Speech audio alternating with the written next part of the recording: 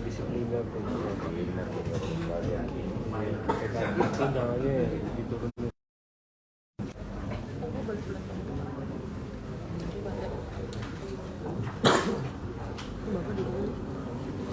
Assalamualaikum warahmatullahi wabarakatuh.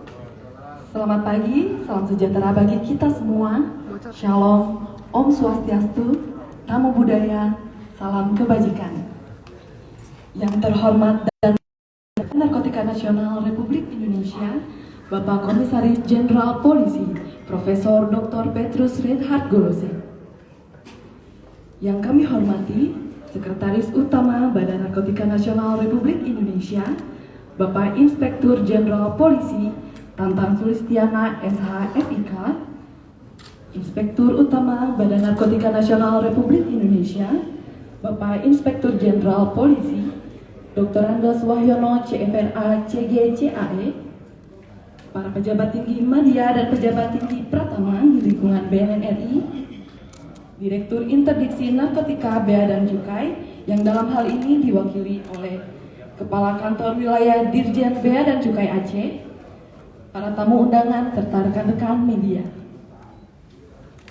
Puji dan syukur kami panjatkan kepada Tuhan Yang Maha Esa, karena atas limpahan rahmat-Nya kita dapat berkumpul bersama pada hari ini, Selasa 18 Juli 2023 di ruangan Patimura Gedung BNN-RI dalam acara Konferensi Pers Ungkap Kasus Narkotika yang ketiga di tahun 2023. Sebelum mulai acara pada hari ini, marilah kita berdoa sesuai dengan keyakinan masing-masing. Berdoa dimulai.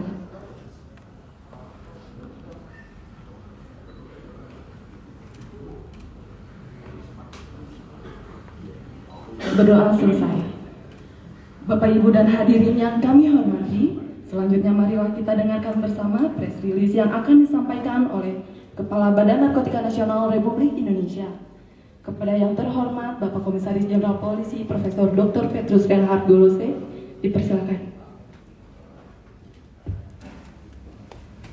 Yang saya hormati Bapak Dirtama, Bapak Deputi Pemberantasan, para pejabat tinggi Pratama BNN-RI, Direktur Interdiksi Narkotika Bapak Terry Sakiat Muslim yang mewakili Direktur Interdiksi, Kepala Kantor Dirjen Bea Cukai Aceh Bapak Sapuadi Arun. Terima kasih Pak sudah datang jauh-jauh dari Aceh. Awak media yang saya banggakan, salam sehat dan bahagia tanpa narkotika. Assalamualaikum warahmatullahi wabarakatuh. Shalom, Om Swastiastu, Namo Buddhaya, salam kebajikan. Sebagai umat yang beragama dan selalu yakin dengan kuasa Tuhan, maka marilah kita selalu bersyukur karena kita diberikan kesempatan untuk hadir dalam acara press release pada pagi hari ini. Rekan-rekan jurnalis yang saya hormati, upaya penegakan hukum BNN dalam rangkaian sebagai bentuk hard power approach yang kita lakukan ini sebenarnya adalah imbangan dari soft power approach. Jadi saya lebih menekankan bagaimana soft power approach itu kita bisa meredam, bisa menekan peredaran narkotika dan bisa menyelamatkan. Jadi konsep-konsep kita untuk menghukum, terutama untuk pengguna, kita lebih kepada soft power. Ya.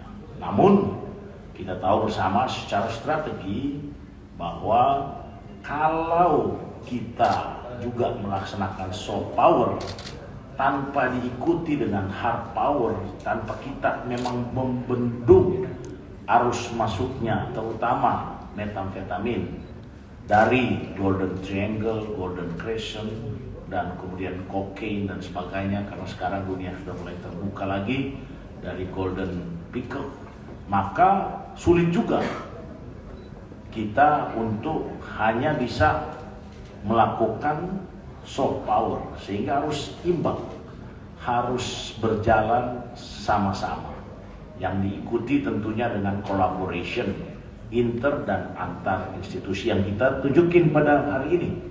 Bagaimana kita bersama-sama bea cukai, bagaimana kita bersama-sama stakeholders yang lain, Kementerian Kesehatan, Kementerian Sosial, pemerintah daerah untuk soft power. Nah, ini perlu saya sampaikan karena permasalahan narkotika ini, ya, kalau kita lihat dari angka yang dikeluarkan oleh PBB, ya, yang biasanya 275 juta, ya, sampai 2021 ternyata sudah meningkat di dunia lebih daripada 296 juta. Jadi ini dengan angka kematian yang cukup besar. Saya mengucapkan terima kasih kepada Pak Deputi Pemberantasan ini, gagah, ya, yang dengan jajaran bekerja sama, yang sudah mengungkap barang bukti yang cukup fantastis sebanyak 110,400 gram dari 6 orang tersangka, jadi 110.400 gram dari 2 lokasi yang berbeda. Awak media yang saya hormati, rekan-rekan yang hadir, yang pertama kasus terjadi di kawasan pesisir pantai Laweung, Muara Tiga, Kabupaten Pidi, Provinsi Aceh. Ini berawal dari adanya informasi yang didapat tim BNN RI mengamankan 3 orang tersangka berinisial HE, R, dan MF.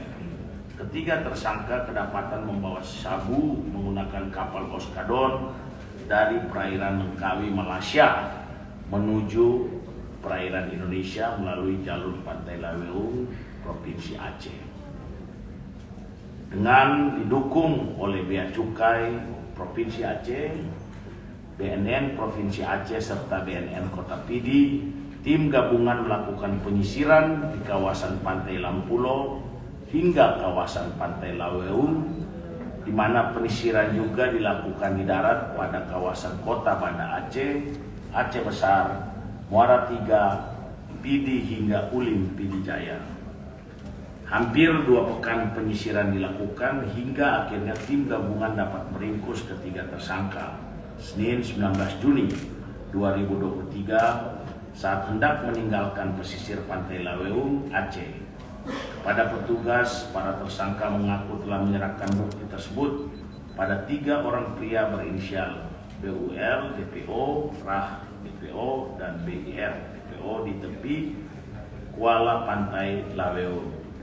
Pengejaran dilakukan hingga akhirnya tim gabungan berhasil mengamankan 4 karung sabu dengan berat 105,213 gram sabu yang disembunyikan, jadi 105.000 ya, 213 gram di belakang rumah warga kawasan Jalan Kampung Masjid, Kecamatan Muara Tiga, Kabupaten Pidi Aceh, Selasa 20 Juni 2023. Yang kedua adalah terungkapnya penyelundupan sabu di kawasan Sanggau, Kalimantan Barat pada Jumat 23 Juni 2023.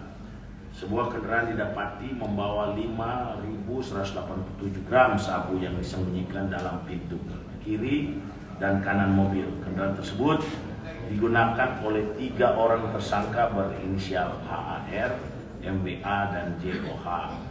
Petugas menghentikan laju kendaraan ketiga tersangka di kawasan Jalan Tayan, Kelurahan Sosok, Tayan Hulu, Sanggau, Kalimantan Barat. Tim BNN juga melakukan penggeledahan di kamar kos pelaku yang bertempat di Jalan MT Haryono, Akcaya, Pontianak Selatan, Kalimantan Barat.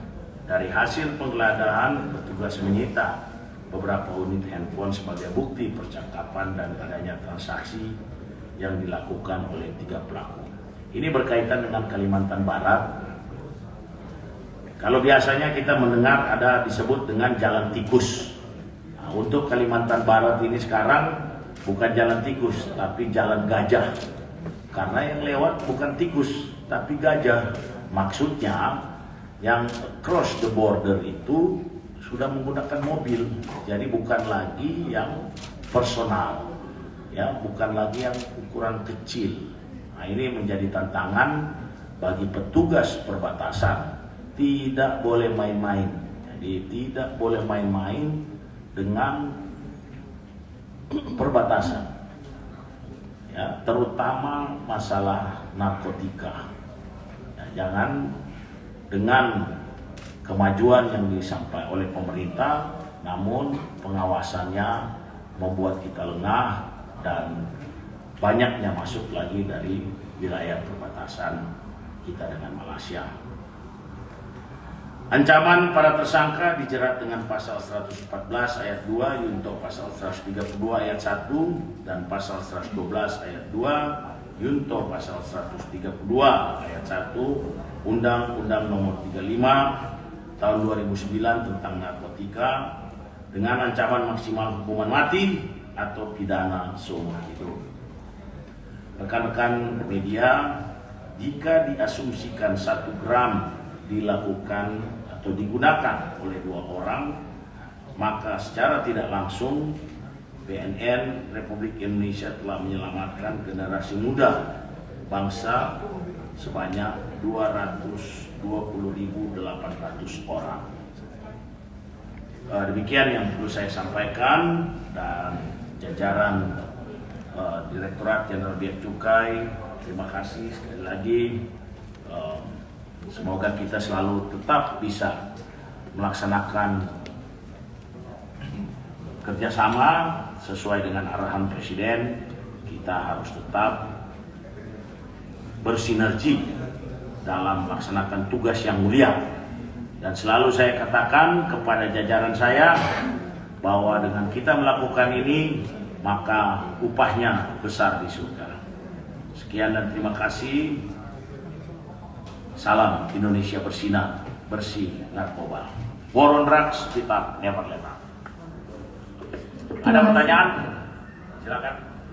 Untuk rekan-rekan media yang ingin bertanya, dimohon untuk menyebutkan nama dan asal medianya.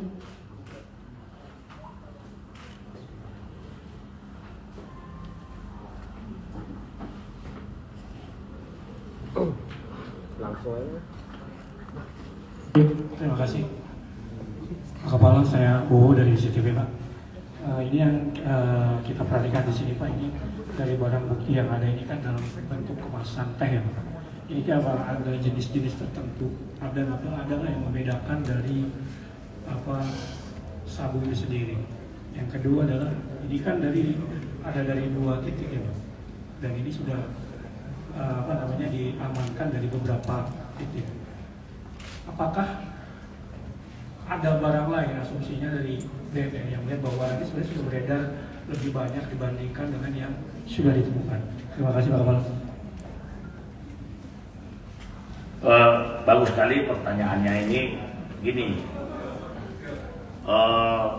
secara teori kalau kita masuk atau menerima atau kita bisa mengungkap, terutama, jadi ini kita lihat beda antara pengungkapan yang dilakukan BNN beberapa saat yang lalu dengan motherboatnya, jadi yang kapal yang betul-betul dilakukan di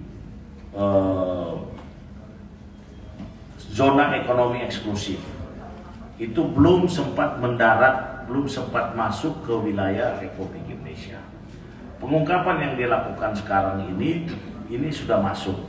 Nah, saya beberapa saat yang lalu saya ke negara-negara di mana Golden Triangle, ya, Laos, kemudian Thailand, Myanmar, untuk koordinasi. Jadi memang sindikat yang melakukan ini, ya, terutama dari Sun State, dari wilayah Myanmar, itu ada istilahnya itu bagaimana dengan sindikasi Mekong River. Jadi masuk dari sungai Mekong.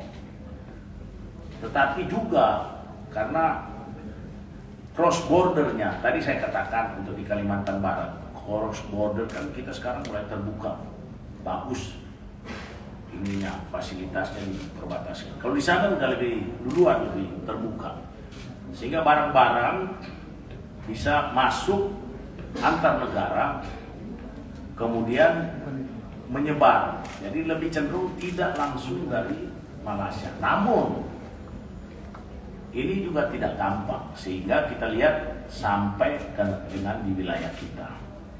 Kemudian kalau dilihat juga tadi, pertanyaan tadi itu, ada juga yang diduga ya masuk dari Malaysia.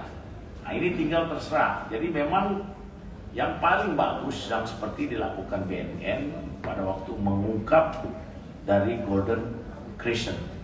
Sesudah itu kita lihat hampir boleh katakan belum ada sampai dengan beberapa bulan ini, baik yang berada di peredaran di masyarakat maupun yang masuk lagi, karena ketangkapnya betul-betul kapalnya. Kalau ini kan sudah masuk gitu. Kemudian kalau lihat hanya tinggal kemasannya yang berubah. Tapi kalau penelitian daripada laboratorium boleh dikatakan rutenya, rute itu adalah pembuatan itu hampir sama ya, dengan yang ada sebelumnya. Tetapi ini diyakini dengan betul bahwa ini berasal dari super lab, bukan hanya kitchen laboratory atau clandestine laboratory yang sederhana.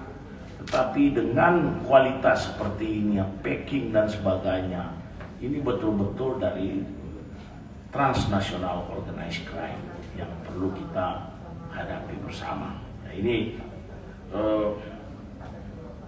kemudian kalau beredar pasti sudah masuk. Sekarang kita juga menugaskan, saya punya jajaran BNNP dan banyak yang kecil-kecil yang ditangkap oleh BNNP barang. Kalau lihat rutenya hampir sama, barang yang ada itu yang sudah beredar di masyarakat. Kalau teorinya 1:7, tapi saya tidak terlalu menganut itu, masih dicari lagi cara-cara yang lain untuk kita hitung bagaimana maksudnya kalau 1:7 itu tangkap 1 orang, lepas 7, bukan berarti barang baku. Itu kalau based on teori. Yang lain, kalau tidak ada lagi, silakan. Dari mana? Pak Simon dari TV One. Ini kita mau mengetahui Pak, apakah ini pembuat, maksudnya sabu ini berasal dari mana? Apakah dari Timur Tengah ataupun dari Asia Pak? Penjelasannya, karena tadi kan dalam penjelasan Bapak untuk mengungkap kita bahwa Bapak tidak mengatakan asalnya Pak, gitu loh Pak. Apakah ini dari Timur Tengah atau Asia Pak? Masuk asal barang ini Pak? Jadi saya rasa saya sudah jelaskan, yang disebut dengan Golden Triangle itu dari bukan cuma Asia lagi, Southeast Asia. Jadi Golden Triangle itu berasal dari Laos, Myanmar, Thailand. Namun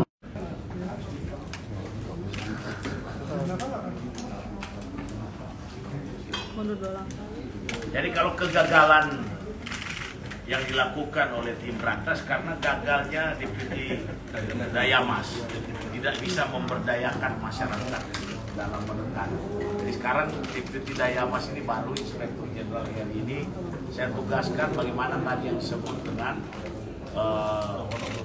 soft power approach. Jadi memberdayakan, termasuk memberdayakan rekan-rekan.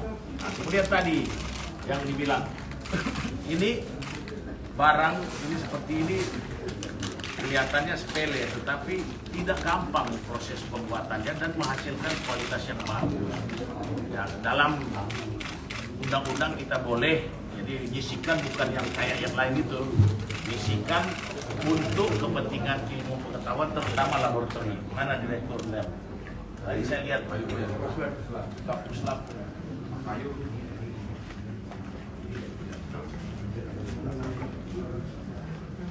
Nah itu, kemudian harganya ini kalau dilepas di pasar satu begini jual cepat 1 miliar juga cepat, itu jual cepat kan. Aman-aman.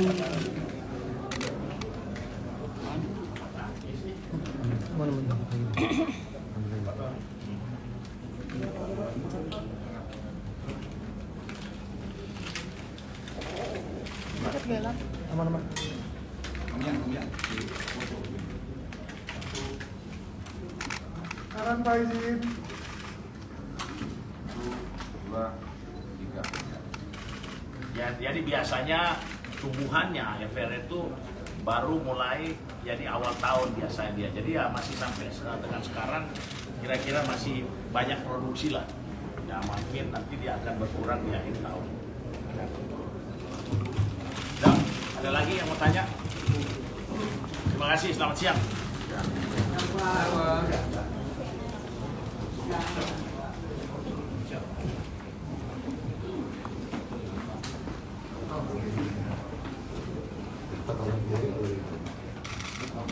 Jual murah satu hemat.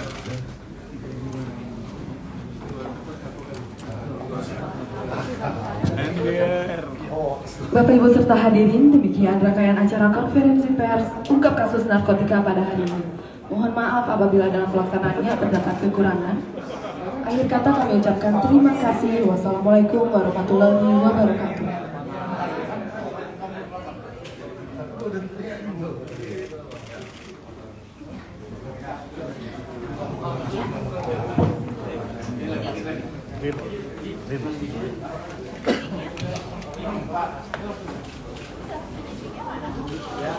Rim, kata Mbak Sarah tuh yang kopi put. Coba.